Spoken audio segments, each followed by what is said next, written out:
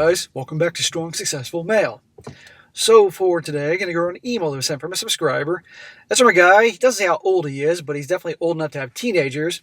And he's writing in to share his story about the mess of a divorce he's been going through over the last few years, or at least the custody hearings over the last few years, and how he's sharing some very important wisdom to all you guys, all you fathers out there that are married and may have to go through this one day. Very important things to understand that hopefully, if you go through this, will help you have a fighting chance. Because he's been going through a tough time. However, I see better days ahead for this guy. And he's sharing the experiences he goes through to make it clear just how unfair the courts can be to men. And how the things we talk about here, how the deck is stacked against us, is definitely true. And how it's so important, gentlemen, to control the narrative. You've heard me say this a lot, and he's going to make this point, that if things go bad in a relationship, whatever that may be, cheating or God knows what, that you make sure you share with your friends and family, anybody else, the truth, even if it's humiliating. And because no guy wants to admit his wife was hooking up with the freaking UPS driver. But you know what? You better do that, because so many times you don't do anything and she spins the whole thing out of control and then everybody's against you. And that's what happens to this guy. It's so important to control the narrative. As well as you start seeing things are going bad, gather evidence early on. Keep records, text, emails, anything you get your hands on, because they come in handy down the road, especially in court. And of course, my own take on this is, if you're going to get married in today's world, my God, as best as humanly possible, do your homework on your girl. Really see the big picture to who she is, her family, her friends, the background, years getting to know her, how she handles problems, things like that. Because my God, even the best ones, you go up to the altar, you say, I got myself a good girl. And then things go bad, and all of a sudden you're dealing with fucking Attila the Hun in the divorce process. And that's what this guy's been dealing with. And his ex-wife here, let me tell you, it is nasty, the things that are said. And I know guys out there that have written into me have dealt with crap like this. So it's very important to understand this. And he's sharing this story to really help guys out to know what can happen if you're not careful. So I'm covering this today. Let me be honest with you. This is not the most, how can I say this? The stories that have the really entertaining details and the staggering ending. But this is one that really is some good info. And frankly, this is a guy who needs some help. So this guy could really use some encouragement at the end of this story. So there'll be things to learn here. So it starts off, says here, Dear SSM, I've contemplated on writing for some time now, as I'm a very private person, and secondly, my ordeal is not over yet, and I cannot go into the details at this time in fear of backlash. Well, that's all right, man. You share what you can share here. We get the point of your story, and hopefully we can help you out. And by you sharing your story, I assure you're going to help other guys out too. However, I felt the need to warn others out there. My warning at first was to tell men to control the narrative. Ding, ding, ding. I always say that, guys. However, I look back on things I did and did not do and figured out you're screwed either way. And both could be used against you in the eyes of the public opinion, and family court.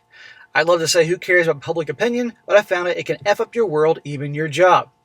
Well, yes, at the end of the day, men are damned if they do, damned if they don't, especially it seems in family court and the court of public opinion. But I can't stress this enough, and I know you're aware of this. You got to control the narrative, guys. The second things go bad, don't ever let her do it. You guys have learned this from countless stories I've covered here, You tell everybody you can, your family, your friends, your FedEx driver, whoever you see at the grocery store when you go grocery shopping, let them know the truth. Otherwise, you let her control it, it gets really bad. Again, I cannot go into any depth in my story at this time, but I want to share a little about my ordeal in the family court and its bias. About 7 years ago, my ex left me and took the kids. I fought the divorce as I'm an extremely religious man who does not believe in divorce unless infidelity was the cause. Everything else with hard work can be fixed, or so I thought.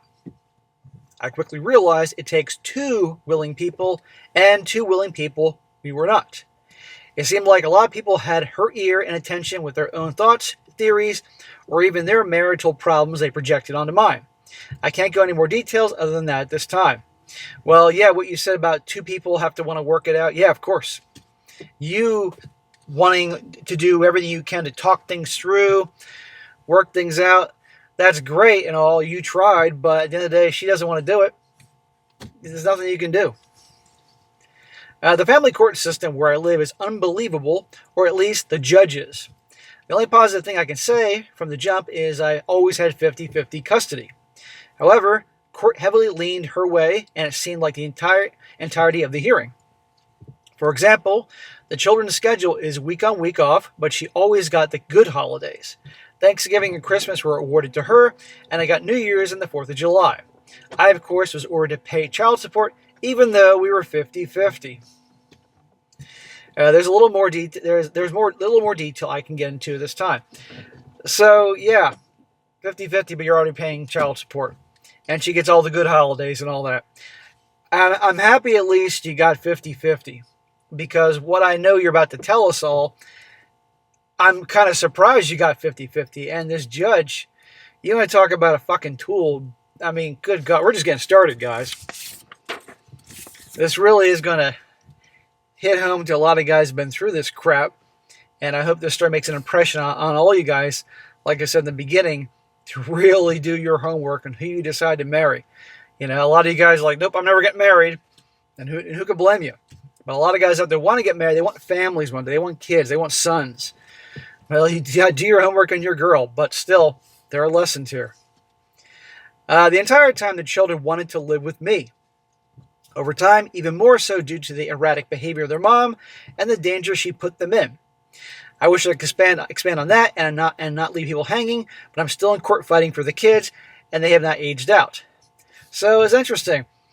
Obviously, in some places, when the children reach a certain age, they can say to the judge, I want to live with dad. Okay, you're old enough to make that choice, but I guess in some places, it doesn't matter. Sounds like they're in that place or the kids are too young. But at this age, they want to live with him. Nope, they got to stay with their crazy mother. Well, guess what? You're going through hell, but one day, my man, you're going to have the last laugh, because those kids know what their mom's like. And when they turn 18, bye, bitch, they're out of there. And I hope that happens. And you'll be able to get a big Mr. Grinch smile on your face and enjoy every minute of it. You're going to be okay. Well, anyway, going back and forth to the court and spending tens of thousands of dollars, I'm no closer to helping the children than when I first started. I've gone through 3 different lawyers to find someone to help, but it's hard when the judge has allowed the opposing party on 4 separate occasions to not share their findings, evidence, or accusations until the very moment we walk in the door for hearing that day. What the fuck? We have no way to provide combating proof or on no notice. The best we got one time was 15 minutes to look over their evidence. Get the fuck out. 15 minutes to glance over the freaking evidence before you appear before the judge? Bullshit. However, as a rational person, one would think, how can one provide exonerated evidence? The answer, you can't accept that you can't accept he said, she said, which is hearsay, and it doesn't go far in court. They provided evidence, but conveniently left out the part that exonerated me. We asked for postponement, but we were denied. My saving grace that day, they didn't have all the evidence they wanted to bury me with at that moment, so they asked for postponement. Yeah, wait till you see, guys, all the crap she accuses this guy of just to crush him and ruin him. Despicable. The judge granted them the postponement and set the next hearing for 2 days later. I spent the very next day gathering evidence. Once I gave my lawyer the evidence, it took time for him to write it up and send it to the opposing party. They received the evidence late that night before our early morning hearing, so they had no time to look it over. Well, that's good. Of course, the judge and opposing party had a problem saying the evidence was turned in last minute and would not allow it to be admitted into court. Get the fuck out of here. But when you get evidence, you're allowed to look at it 15 minutes before and say, that's it. Okay, here you go. So, but when the situation, when your ex is in the same situation, oh, well, the judge doesn't allow it? Fucking bullshit. Piece of shit judge. He's probably some fucking simping, idiotic moron who falls for the crocodile tears and all that, one of those types. Finally, with much protest from my lawyer, a few documents were allowed as the judge saw fit, so no, not everything was allowed. My ex was held in contempt of court one time, but nothing happened to her other than he, the judge, said she was in contempt for going against one of his rulings. Me, on the other hand, the same day was ordered to pay her lawyer fees because my lawyer didn't reach out enough to her lawyer about a custodial problem. Of course she had to pay her fees. The judge even told me he couldn't hold that against me for what my lawyer did or did not do, but not even 5 minutes later, he ordered me to pay the opposing party lawyer's fee because of the lack of communication and professionalism of our lawyers. Oh my God. And her lawyer is like, okay, I'll bump up my hourly rate. When I was filing my day in court and my turn to present evidence of the past several years, I had about 500 pieces of evidence, and I was trying to save my kids from this awful situation. The court rejected everything because her lawyer wasn't given enough time to go through the amount of stuff that he couldn't represent my ex fairly. Meanwhile, you get barely any time. Instead of postponing the hearing and give me my fair shot at being heard in court and to give her attorney time to go through the evidence, we were forced to hold the hearing that same day without any evidence, and let's just say it did not go well for me without anything presented. What a sham. Another problem I face is that my ex threw every accusation at me, from doing bad things to her, being a drug dealer. A drug dealer? Really? Here, children, here's some aspirin for your freaking headache or something. Oh, well, he's a drug dealer. Being racist, hating the GAY community, doing bad things to the kids, and even other bad things with other kids. He says CPS and police have been calling me several times, each time they found the allegations unwarranted. He says school was also involved, to me not paying taxes and several other things. What a fucking witch. What a harpy. It's bad enough all these things she's doing, but to say that you were doing, I gotta watch what I say here, but you all get the point, awful things to, kids, or your kids. This is a place in hell for her, and I hope she burns. So, with being accused of so many outlandish things, my lawyer and I focused on the more serious accusations to defend myself against. This, of course, must have been their plan, as their focus was on something entirely different, and we did not strongly prepare for the minute things. I do believe the judge saw through their charade, but again, we didn't do well with a counter-defense. The judge seemed fixated on different things and would cut my lawyer off when he was making a point. The judge let my ex make her argument, but when I was called in the stand, the judge said he didn't want to hear about the subject anymore, and I was not allowed to defend myself. Is she effing the judge? Is he getting payments from her? My God. This is unreal. Well, actually, it's quite real, but I'm sorry, man. Holy shit. You will, karma will come for her one day. You will have the last laugh, and we're here for you. And we're not done yet, guys. He says, oh man, another hearing, this time over Zoom because of COVID, and I was not allowed to say anything in defense. So we're talking 5 years ago. My lawyer didn't do shit. He didn't defend me or anything matter of fact. As a matter of fact, he hung me out to dry, and because of this, I politely raised my hand to get the court's attention. The judge saw me and said no. He didn't want to hear from me, but that's why I have a lawyer to speak on my behalf to him. But how could I speak to my lawyer when I'm on Zoom meeting with the judge, my lawyer, and the opposing party? I'm still salty about that one. In fact, I'm so salty and pissed about the whole ordeal, and no, I did not use that lawyer again. I wouldn't either. He says, for giggles, let me share that her side of the family has threatened me on several occasions. I wonder what her side of the family was like prior to the splitting up and all the accusations. Now, if you controlled the narrative before she did, do you think that her family would have bought into, obviously, a lot of the bullshit she said? I'm inclined to believe they would have anyway. Because she probably would have been like, oh, he's lying, and she'd pull out the crocodile tears. When I took her family to court for a restraining order, and not only showed proof, they also admitted to the threats. But the reason why they threatened me was because I was the bad guy. Well, I was denied the restraining order and was told to simply block them. What the fuck? Is it the same judge or a different judge? I can't tell you how many times she lied on the stand and got away with it. The crocodile tears she cried. The manipulation. The hearsay. Being rude to my lawyer and the judge with very little correction from the courts. The smoke and mirrors her lawyer was able to get away with. It's mind-boggling. It's amazing the blaring evidence the court overlooks and then hone into in the final detail of the outlandish bullshit. Just in case people don't know, the court does not allow kids to testify. The only way to get the kids' testimony and once in front of the judge is to go to a third party where they ask the kids questions. The courts can take the findings into consideration or not, as my judge believed one of my kids was not mature enough to have their own opinions. They were 13 at the time. I would imagine by 13 years old, these now teenagers should be able to be heard, for goodness sake. It's not like they're 3 years old. In conclusion, to this day, we still share 50-50 custody. I guess I'm lucky that I have that at least. That and I'm not in jail, or that I am not dead.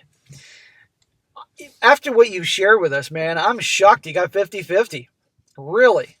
And I'm so sorry you went through that. And putting the tens of thousands of dollars aside that you spent on all this, that fucking harpy, and obviously that includes probably her attorney fees you had to pay. Just this hell. And the poor kids are obviously going through hell too. Fucking psycho. And I'm curious, were there signs of this before you got married?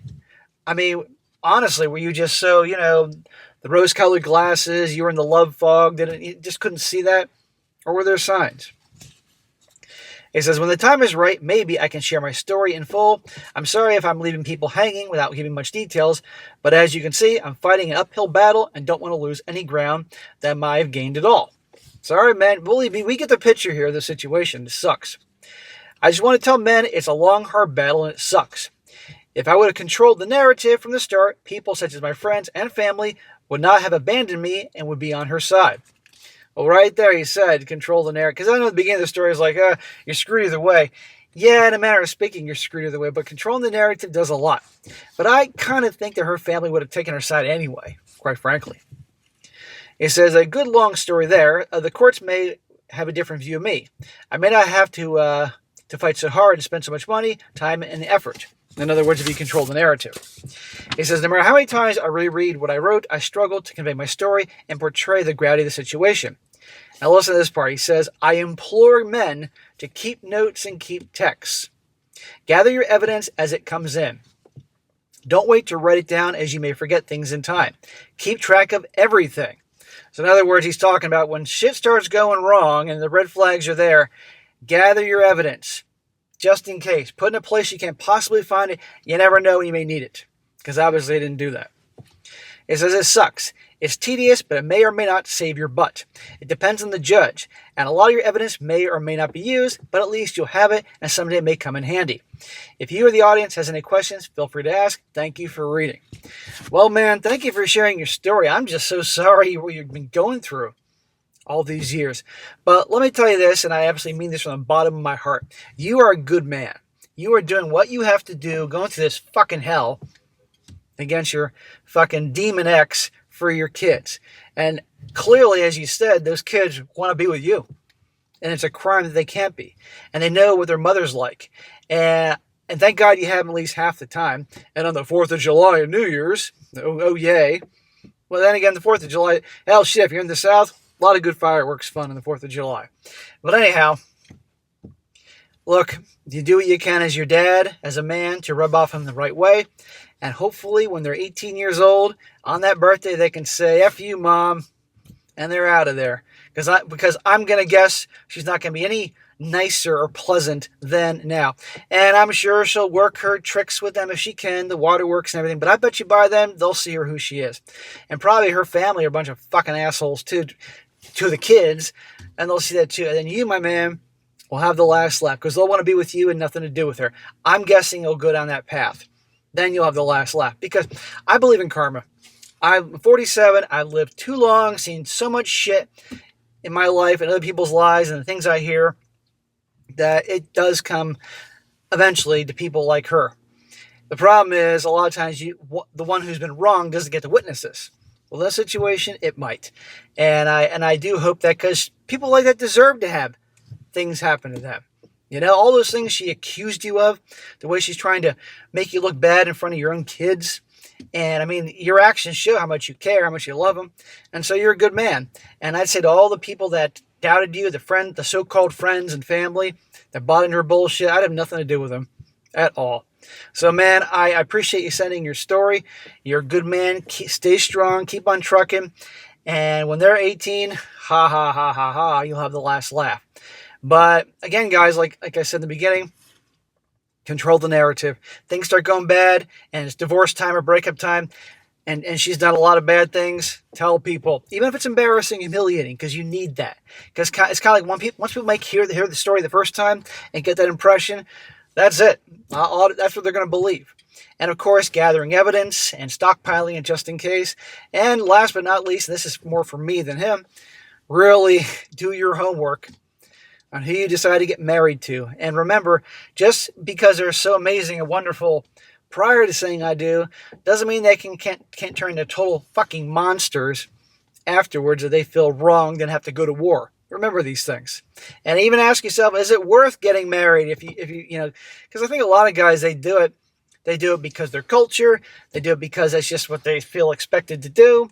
But I think a lot of guys do it just because they want to have kids one day. And just really evaluate how important all these things are before you do it, and never rush into it. And I think a lot of you guys watch me for a while understand that. So, bro, best of luck to you. Down the road, you got an update, hopefully some good news. Let me know. Write in and reference this video, and I'll share an update. And if you guys want to hear an update about him down the road, tell him in the comment section. He definitely will. So, guys, you've been through the divorce. You've been through this shit. Please give this guy some support. He could use some kind words. He is a brother and needs some help. All right, guys, that's it for today. Be sure to comment down below. I just said that. And be sure to like the video, share with your friends, and subscribe. I'll catch you next time.